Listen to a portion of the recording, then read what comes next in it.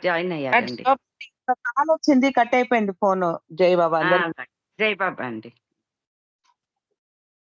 అలా బాబా గది ఎగువన మెహరాబాద్ కొండ మీదే టిన్ షెడ్ కింద శాశ్వతంగా బాబా ఒక గాదె ఉండిపోయింది.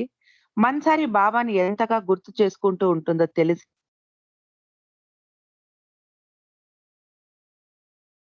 ద్విపదను పంపించింది మన్సారికి. మన్సారి వాటిని గుజరాతీలోకి తర్జుమా చేసింది. 900 పద్యాలు అందులో ఉన్నటువంటివి కంఠస్థం చేసుకుంటూ తన సమయాన్ని గడిపేది మన్సారి. బాబా జీవనానికి బయలుదేరే ముందుగా మాన్సారితో ఏమన్నారంటే, "నేను ఎక్కడికి వెళ్ళినా కూడా ఇక్కడే సదా ఉంటాను. ఇది బాగా గుర్తుపెట్టుకో" అని బాబా భరోసా ఇచ్చారు. అంతేకాకుండా ఆ సమయంలో బాబా మన్సారికి 5 బెత్తాలు ఇచ్చి, మధ్యరాత్రిలో ఎవరైనా కొండ మీదకి వస్తే వారి తల పగలగొట్టు అన్నారు. "మీరు ఇక్కడుండగా కొండ మీదికి ఎవరు రాగలరు బాబా? ఆ ధైర్యం ఎవరు చేస్తారు?" అంది మన్సారి. బాబా మళ్ళీ తన ఆదేశాన్ని మన్సారికి వివరించారు. ఒకరోజు రాత్రి ఆమెకు కలలో బాబా కనిపించి, "ఒక త్రాచుపాము గనక నీ గదిలోకి వస్తే ఏం చేస్తావు?" అని అడిగారు. "దాన్ని వెంటనే చంపేస్తాను బాబా" అంది మన్సారి. "నేను నీతో సదా ఉంటాను. భయపడకు. ధైర్యంగా ఉండు. దాన్ని వెంటనే చంపెయ్యి" అన్నారు బాబా. కొండ మీద మన్సారి నివసించడానికి బాబా యొక్క కేజ్ రూమ్ మరియు దాని పక్కనున్న ఇంకొక గదిని కూడా కేటాయించారు. కేజ్ రూమ్ చాలా పవిత్రమైన స్థలం అని తలచి మన్సారి ఆ పక్క గదిలో పడుకునేది. 1950 ఆగస్టు నెలలోని ఒక రాత్రి మన్సారి నిద్రిస్తూ ఉండగా తన మెడ చుట్టూ చల్లగా తగిలినట్టు అనిపించి నిద్రలో నుంచి వెంటనే మేలుకుంది. సగం నిద్రలో ఉన్న మన్సారి అది బల్లి అనుకుంటూ విదిలించి వేసి మళ్ళీ నిద్రకు ఉపక్రమించింది. మళ్ళీ తన మెడ దగ్గర అలాగే చల్లగా తగిలేసరికి లేచి దీపం వెలిగించి చూస్తే అది ఒక చిన్న త్రాచుపాము. ఒక్కసారిగా భయం కలిగింది మన్సారికి. ఆ గాబరాలో బాబా ఇచ్చిన పెద్ద బెత్తాల గురించి మర్చిపోయి పొయ్యి వెలిగించడానికి ఉంచుకున్న కట్టెలలో నుంచి ఒక కట్టె లాగి ఆ పామును చంపేసింది. తర్వాత పడుకొని నిద్రలోకి జారిపోయింది. సుమారు అర్ధరాత్రి 2 గంటల సమయంలో మెలకువ వచ్చి కళ్ళు తెరిచి చూస్తే పక్కనే బాబా కూర్చొని ఉన్నారు. బాబా తీక్షణంగా మన్సారి గొంతునే చూస్తున్నారు. ఆమె మొహం వైపు చూడటం లేదు. మన్సారి బాబాతో మాట్లాడాలని ప్రయత్నించింది కానీ మాట్లాడలేకపోయింది. ఆ రోజు నుంచి మన్సారి ఉదయం 5 గంటల వరకు మేలుకొనే ఉండేది. బాబా ఆమె మంచం చివర కూర్చొని కనిపించేవారు. ఆమె తన కళ్ళను నమ్మలేక నులుముకొని చూసేది. తాను ఏమైనా కల కంటున్నానా అని. కానీ బాబా ముఖ కవళికలలో కానీ, బాబా కూర్చొనే భంగిమలో కానీ ఎలాంటి మార్పు ఉండేది కాదు. కొన్ని క్షణాల తర్వాత బాబా ఆకారం మెల్లమెల్లగా కరిగిపోయేది. అలా 11 రాత్రులు వరుసగా అలాగే జరిగింది. ఇంకొక త్రాచుపాము ఆ కాంపౌండ్‌లో తిరుగుతూ ఉన్న అలజడి మన్సారికి వినపడేది. తాను చంపిన ఆ పాము యొక్క జతపామే తన మీద పగపట్టి నన్ను కాటు వేయడానికి తన చుట్టూ తిరుగుతోంది అని గట్టి విశ్వాసం మన్సారికి వేయసాగింది. దాంతో ఆమె చాలా భయపడిపోయింది. 12వ రోజు బాబా ఫోటో ముందు నిలబడి నిండు హృదయంతో నిజాయితీగా బాబాకు ప్రార్థన చేస్తూ, "బాబా, ఈ బాధ నేను భరించలేకపోతున్నాను. ఆ త్రాచు పామైనా నన్ను చంపాలి. లేక నేనైనా దాన్ని కట్టెతో కొట్టి చంపాలి" అని వేడుకుంది. ఆశ్చర్యకరంగా ఆ రోజు నుండి ఆమెకు పాముల శబ్దం వినపడలేదు. సతారాలో బాబా మస్తులతో చాలా తీవ్రంగా పనిచేస్తూ ఉన్నారు. ఆగస్టు 21వ తారీఖు నుండి బాబా కొంచెం విరామం తీసుకోదలిచారు. బాబా మెహ్రా, మణి, గోహెర్ మెహ్రూ పూణే వెళ్లారు. అంతకు ముందే ఎరుత్ సోదరుడు మెహర్వాన్ మరియు ఆది సీనియర్ బాబా కోసం ఒక బంగళాను అద్దెకు తీసుకున్నారు. ఒక వారం బాబా ప్రశాంతంగా గడిపారు. భోజనం బింద్రా హౌస్ నుంచి రావడంతో స్త్రీలు వంట వండాల్సిన పని ఉండేది కాదు. బాబా ఒక ఉదయం 10 గంటల నుండి 11 గంటల వరకు స్త్రీలను సాంబాజీ పార్క్ తీసుకెళ్లారు. అక్కడ ఎక్కువ జన సంచారం లేక ఖాళీగా ఉండటంతో అందరూ సరదాగా వాకింగ్ చేశారు. అక్కడ చేపల అక్వేరియం కూడా సందర్శించారు. ఒక నెల రోజులు పూనాలోనే ఉండాలని వచ్చిన బాబా, ఒక వారం తర్వాత ఆగస్టు 28వ తారీఖున తిరిగి బొంబాయి ప్రయాణమయ్యారు. అక్కడ నారిమన్ మరియు మెహర్‌జీ బాబా కోసం ఒక నిర్జన ప్రదేశంలో బస ఏర్పాటు చేశారు. అప్పుడు నాజా కూడా బొంబాయిలోనే ఉంది. ఆమె నవరోజీ దాదాచాంద్ ఇంటిలో ఉండి బాబాకు వంట వండి పంపించేది. ఆ సమయంలో నాజాకు జలుబు చేయడంతో 1000 మిల్లీగ్రాముల విటమిన్ సి తీసుకోవాలని బాబా తీసుకోవడానికి బదులుగా 1000 మిల్లీగ్రాముల యాస్పిరిన్ తీసేసుకుంది పొరపాటున. ఆ ముందు రోజు డోసు ఎక్కువయ్యి కళ్ళు తేలేసి స్పృహ తప్పి పడిపోయింది నాజా. వెంటనే బాబాకు విషయం తెలిపారు. బాబా గోహెర్‌ను వెంటనే పంపించి ఆమెకు తగిన చికిత్స అందివ్వమన్నారు. బాబా కృప వలన నాజా రక్షింపబడింది. బాబాకు నిశ్శబ్దంగా ఉన్న పరిసరాలలో నడవడం చాలా ఇష్టం. రోజు నలుగురు స్త్రీలను తీసుకుని వాకింగ్ వెళ్ళేవారు. వారు రోజు వెళ్ళే ప్రదేశంలో చాలా రద్దీగా ఉండేది. పక్కనే ఉన్న అపార్ట్‌మెంట్ నుండి కుక్కలను పట్టుకొని చాలా మంది వాకింగ్ వచ్చేవారు. ఆ చోటు అంతగా నచ్చలేదు బాబాకు.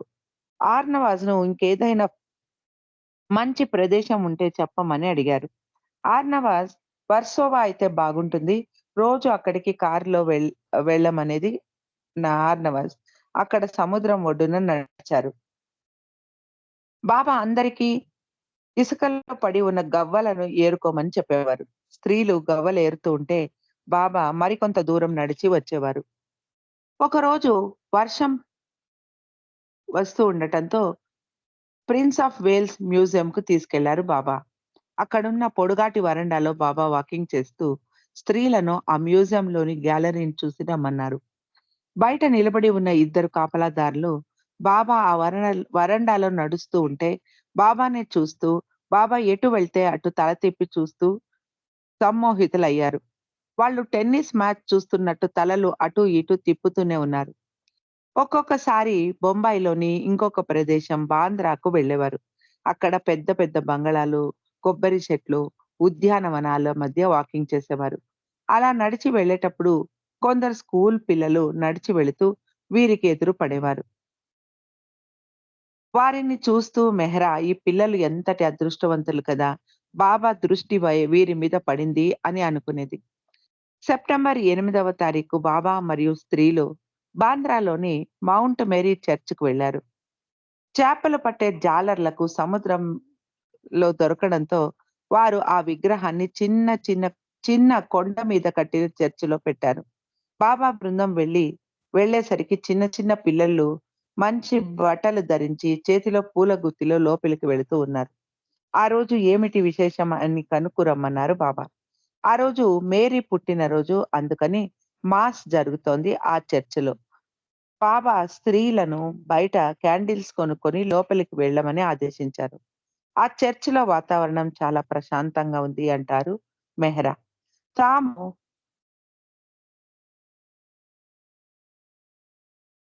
పువ్వు తే పువ్వులు తేనందుకు మెహ్రాకు కొంచెం మొహమాటంగా అనిపించింది.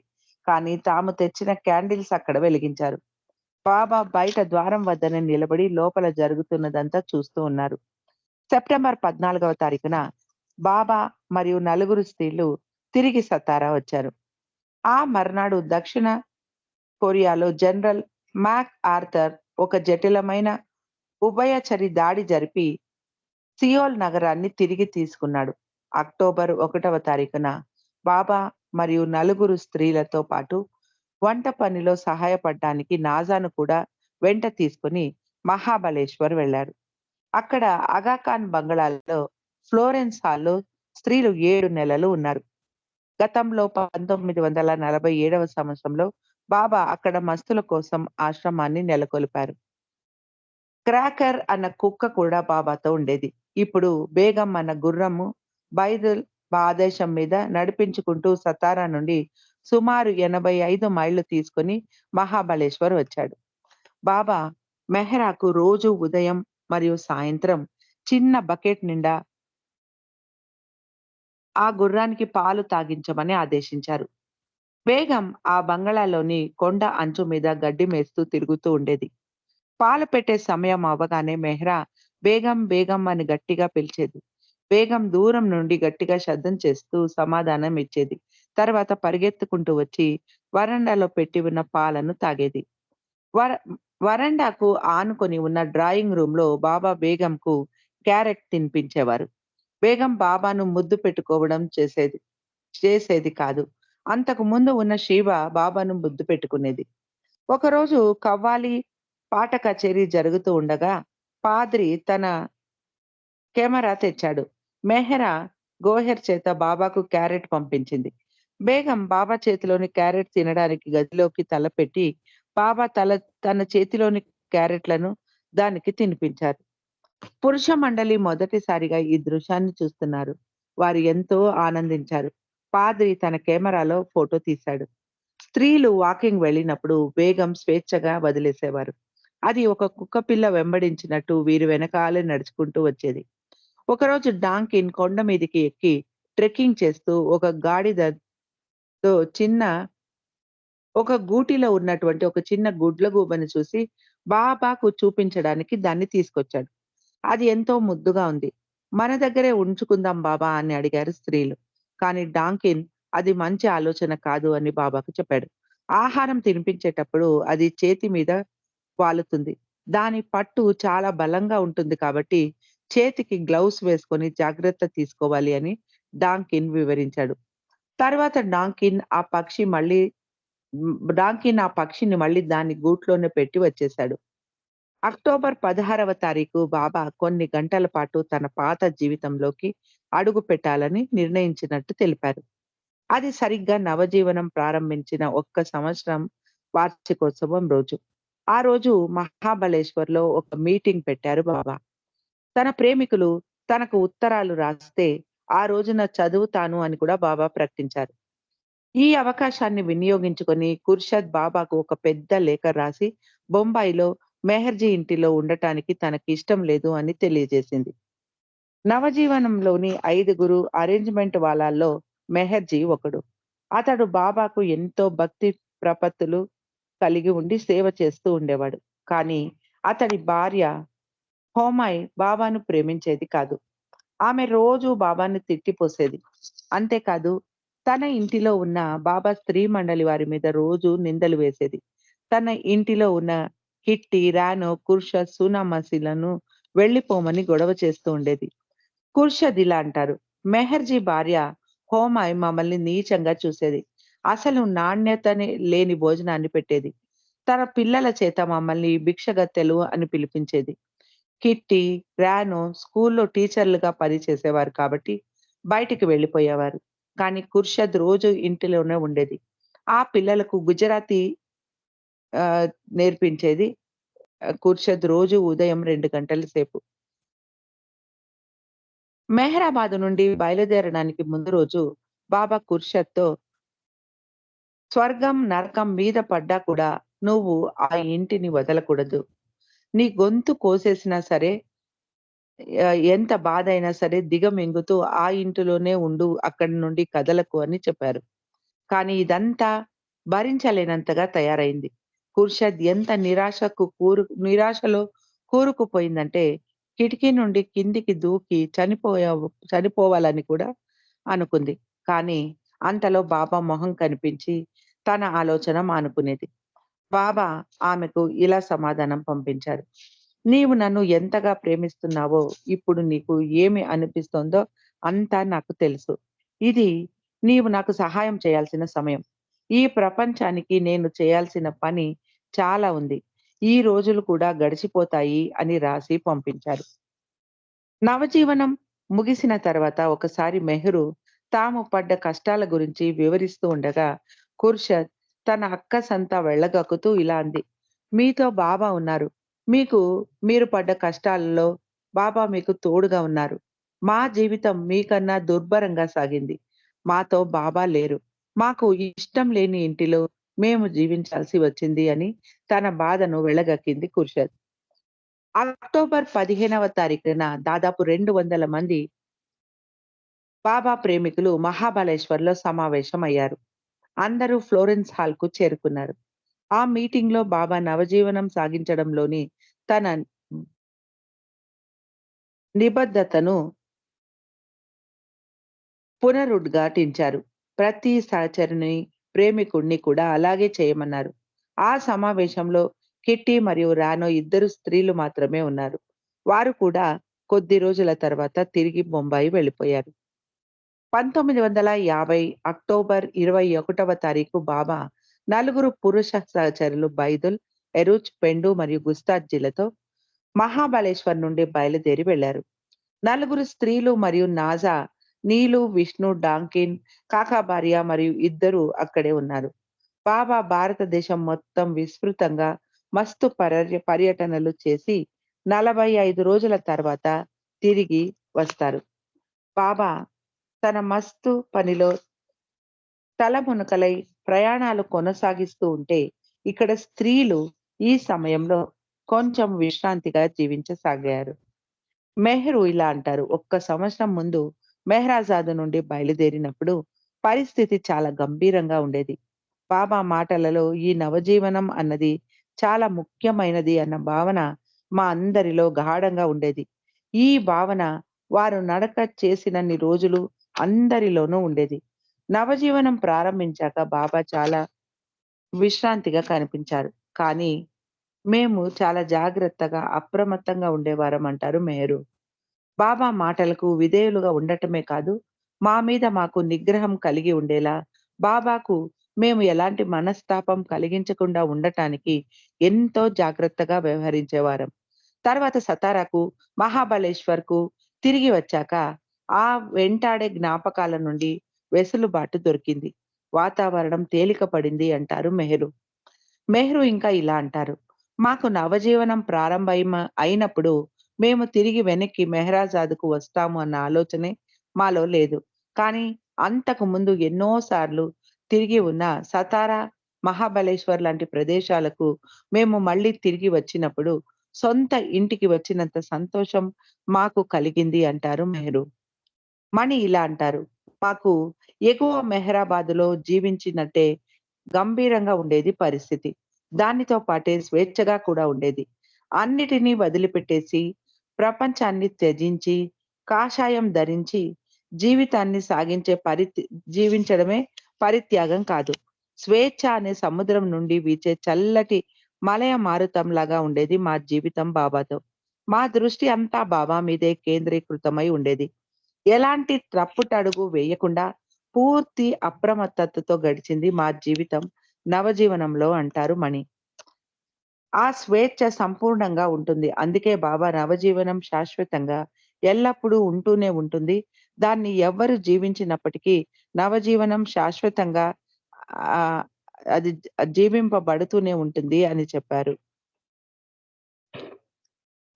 మహాబలేశ్వర్ సమీపంలో ఒక ప్రసిద్ధ పర్వతం గోలానీ మీద నుండి వీక్షించడానికి ఒక మంచి అనువైన ప్రదేశం ఉంది అని డాంకిన్ బాబాతో చెప్పడం మణి వింది. బాబా మస్తు కార్యక్రమం కోసం బయలుదేరి వెళ్ళినప్పుడు తాము ఆ పర్వతాన్ని చూడ్డానికి బాబాను అనుమతి కోరింది మణి. డాంకిన్ అది అంత మంచి ఆలోచన కాదు. స్త్రీలు ఆ పర్వతాన్ని ఎక్కలేరు అని తన అనుమానాన్ని వ్యక్తం చేశాడు. మణి ద్వారా ఈ విషయాన్ని విన్న మెహ్రా దాన్ని ఒక సవాలుగా స్వీకరించి, మనం ఆ పని చెయ్యగలమని నిరూపిద్దామంటూ అక్కడికి వెళ్ళడానికి బాబాను ఒప్పించి, బాబా మస్తు ప్రయాణాలకు వెళ్ళినప్పుడు మనం మన ఆహారాన్ని ప్యాక్ చేసుకొని ఆ పర్వతాన్ని ఎక్కి చూసొద్దాము అంది మెహ్రా. స్త్రీలు ప్రయాణమయ్యారు. నాసాకు వంట పని ఉండటంతో ఆమె ఆగిపోయింది. అంతేకాదు నాసా పాదాలు బెణికి నొప్పిగా ఉండటంతో కూడా అందుకు కారణం.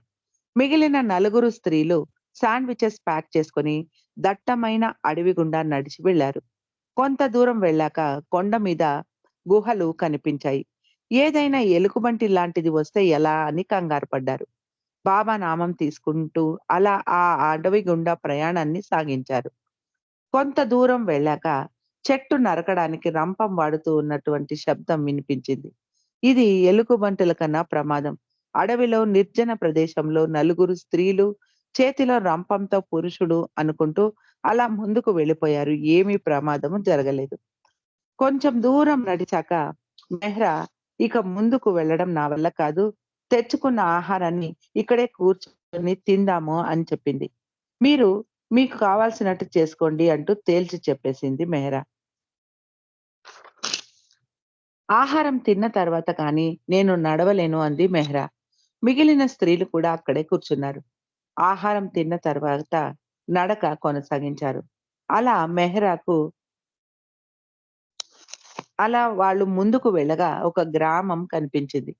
ఆ గ్రామాన్ని దాటుకుంటూ ముందుకు వెళ్ళగా చివరకు ఆ వీక్షించే పాయింట్‌కు చేరుకున్నారు. అక్కడ నుండి దృశ్యం చాలా మనోహరంగా ఉంది. పైన నీలి ఆకాశం, కింద పచ్చటి లోయ. చీకటి పడేలోపు ఇల్లు చేరుకోవాలని తిరిగి వెనక్కి బయలుదేరారు. అనుకున్న ప్రదేశాన్ని చూసి రాగలిగాము అన్న ఆనందం, గర్వంతో వెను వెనుదిరిగి వచ్చారు స్త్రీలందరూ. ఒకసారి ఈ ఫ్లోరెన్స్ హాల్‌లో ఉన్న సమయంలో ఒక గ్రామస్తుడు ఒక అడవి కుందేలును అమ్మకానికి తీసుకొని వచ్చాడు. అది చాలా చిన్న పిల్ల, ముద్దుగా ఉంది. అందరికీ నచ్చడంలో దాన్ని కొనుగోలు చేశారు. ఆ కుందేలు వీరి వెంటనే వచ్చేది. రాత్రిపూట పళ్ళు తోముకోవడానికి బాత్రూంలోకి వెళ్తే అక్కడికి కూడా వచ్చేది. అది ఒంటరిగా గది లోపల ఉండేది కాదు. బయట తిరిగే జంతువుల నుండి ఆ కుందేలు పిల్లకు హాని జరుగుతుంది అని స్త్రీలు దాన్ని జాగ్రత్తగా ఇంటి లోపలే పెట్టుకొని కాపాడేవారు. ఒకరోజు కొంచెం ఎండ తగిలితే బాగుండు అని అనుకుంటూ వరండాలో ఒక కుషన్ మీద ఆ కుందేలు పిల్లను కూర్చోబెట్టింది మెహరా. ఇంటి లోపల నుండి పెద్ద పెద్ద కిటికీల ద్వారా వరండాలో ఉన్న కుందేలు మీద ఒక కన్ను పెట్టి తన పని చేసుకుంటోంది మెహరా. ఉన్నట్టుండి పైనుండి ఎగురుకుంటూ ఒక పెద్ద కాకి ఆ కుందేలు మీద వాలి దాని చెవి పట్టుకొని మెహ్రా చూస్తూ ఉండగానే పట్టుకెళ్ళిపోయింది. మెహ్రా గబగబా పరిగెత్తుకుంటూ ఆ కాకి ఎటు వెళ్తోందో చూసింది. మణి మణి అంటూ గట్టిగా అరుస్తూ ఆ కాకి వెళ్ళిన వైపుకు అడవిలోకి పరిగెత్తింది. అంత బరువును మోయలేక మరియు మెహ్రా కేకలు విని భయపడి ఆ కాకి కుందేలు పిల్లను నేల మీద ఎండుటాకుల మీద వదిలిపెట్టి వెళ్ళిపోయింది. వెంటనే దాన్ని లోపలికి తీసుకొచ్చి సపర్యలు